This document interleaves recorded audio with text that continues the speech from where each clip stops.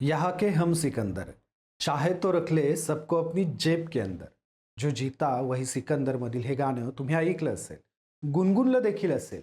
पण हे गाणं आज मंत्री गणेश नाईक यांचं एक हाती वर्चस्व असलेल्या नवी मुंबई महापालिकेतील खेळीशी एकदम मेळ खात आहे. महापालिका परिवहन समितीच्या निवडणुकीत शिंदे गटाचा टप्प्यात आणत त्यांनी कार्यक्रम केलाय.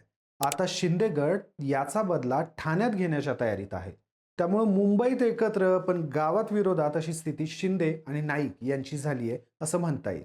नक्की काय झालं या प्रकरणात? महायुतीतीलच घटक एकमेकांचं खच्चीकरण का करतायत जाणून घेऊयात या व्हिडिओच्या माध्यमातून. नमस्कार, मी शशी आणि तुम्ही पाहताय कट टू कट. राजकारणात दोन नेत्यांची एकमेकांविरुद्ध कुरघोडी ही नित्याची असते. आता ही कुरघोडी एकनाथ शिंदे आणि गणेश नाईक यांच्यात चालू आहे.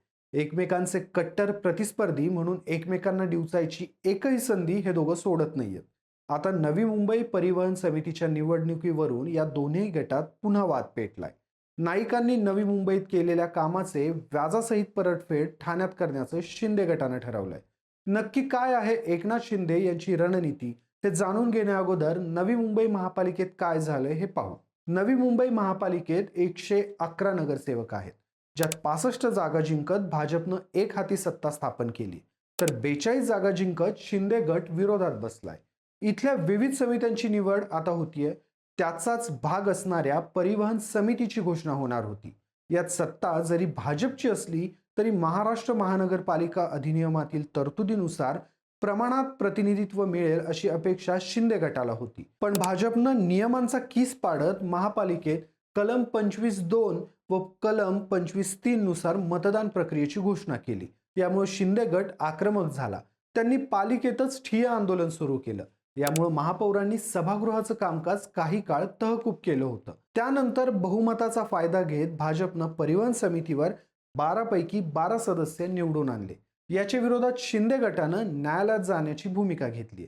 या वादावर पालिकेतील शिंदे गटाचे विरोधी पक्षनेते विजय चौगुले आणि किशोर पाटकर म्हणाले की महाराष्ट्र महानगरपालिका प्रांतिक अधिनियमांच्या कलम 31(अ) पोट कलम 2 नुसार संपूर्ण महाराष्ट्रात स्थायी समिती, परिवहन समिती इत्यादी समिती सदस्यांच्या निवडणुका या पक्षांच्या निवडून आलेल्या एकूण सदस्यांच्या तौलनिक संख्याबळानुसार होत असतात.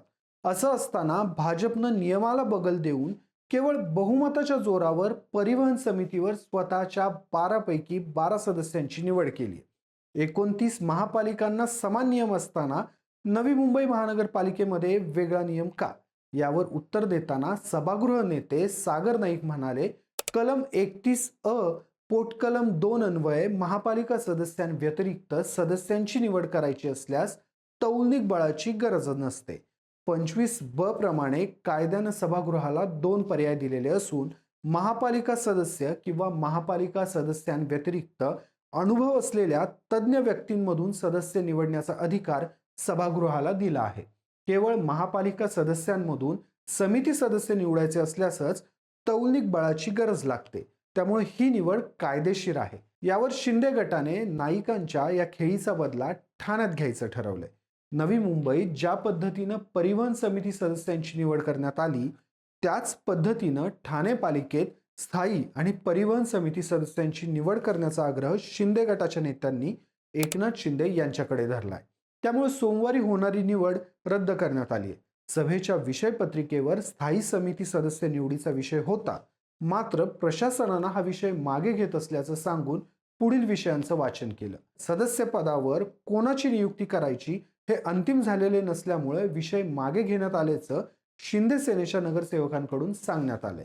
यावर महापौरांच्या या कृतीवर आक्षेप घेत मुख्यमंत्र्यांकडे तक्रार करणार असल्याचं ठाण्याचे भाजपचे उपमहापौर कृष्णा पाटील यांनी सांगितले. त्यामुळे महायुतीतीलच एक जण न्यायालयात आणि एक जण मुख्यमंत्र्यांकडे एकमेकांच्या विरोधात तक्रार करणार आहे. नवी मुंबईत भाजप आणि शिंदे गट वेगवेगळे लढले होते, तर ठाण्यामध्ये त्यांची युती होती.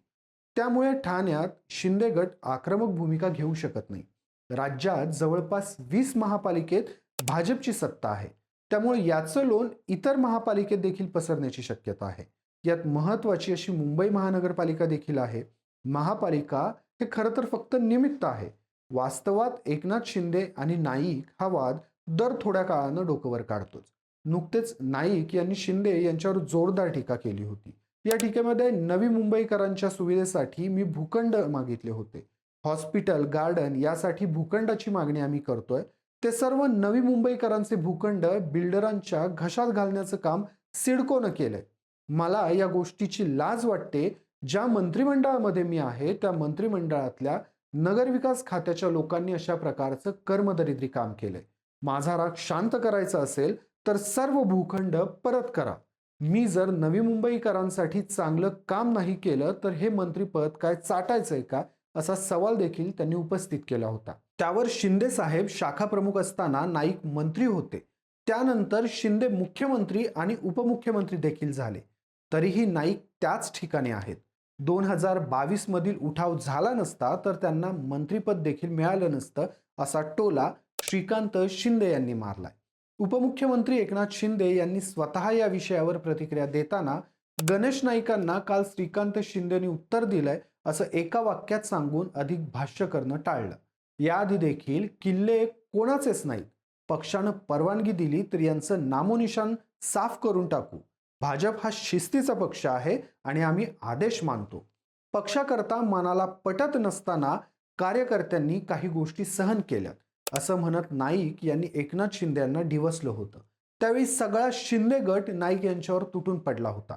तर एका विशेष मुलाखतीमध्ये गणेश नाईकांनी भ्रष्टाचारांचे आरोप करत एकनाथ शिंदे यांना जेलमध्ये जावं लागेल आणि श्रीकांत शिंदे यांचं राजकीय अस्तित्वच पुसून टाकू असा इशारा दिलेला. त्यानंतर मोठ्या प्रमाणात पोस्टर वाद उफाळून आलेला आणि नवी मुंबईत स्मृतिभ्रंश झालेल्या स्वयंघोषित शिल्पकाराला मोफत उपचार करून मिळतील अशा आशयाचे शिंदे गटाकडून बॅनर लावण्यात आले होते. दुसरीकडे महायुतीची सत्ता आल्यापासून गणेश नाईकांना भाजपकडून शिंदेच्या विरोधात बळ दिले जात असल्याची चर्चा आहे. नाईकांनी ठाण्यामध्ये जनता दरबार घेत शिंदेंना शह दिला होता. या शिंदे नाईक वादामध्ये संजय राऊत यांनी पण आता उडी घेतली आहे. भाजप सोबत राहून तुम्हाला या प्रवृत्तीसोबत लढता येणार नाही, हा माझा तुम्हाला प्रेमाचा सल्ला आहे. गणेश नाईक यांनी पुन्हा स्वगृही यावं. त्यांनी आमच्याकडे येऊन हे रणशिंग फुंकावं. गणेश नाईक यांना भाजपात राहून लढाई लढता येणार नाही. पुन्हा मूळ प्रवाहात येऊन गणेश नाईक यांनी लढाई लढावी असं देखील राऊत यांनी म्हटलं होतं. आता मुख्यमंत्री किंवा न्यायालयात गेलेला परिवहन समितीचा वाद हा कसा शमणार की त्याची धग महायुतीला देखील बसणार हे पाहणं महत्वाचं ठरणार आहे. नाईक आणि एकनाथ शिंदे यांच्यातील वादाबद्दल तुम्हाला काय वाटतं हे मला कमेंटमध्ये नक्की सांगा आणि कट टू कटला सबस्क्राईब करायला विसरू नका.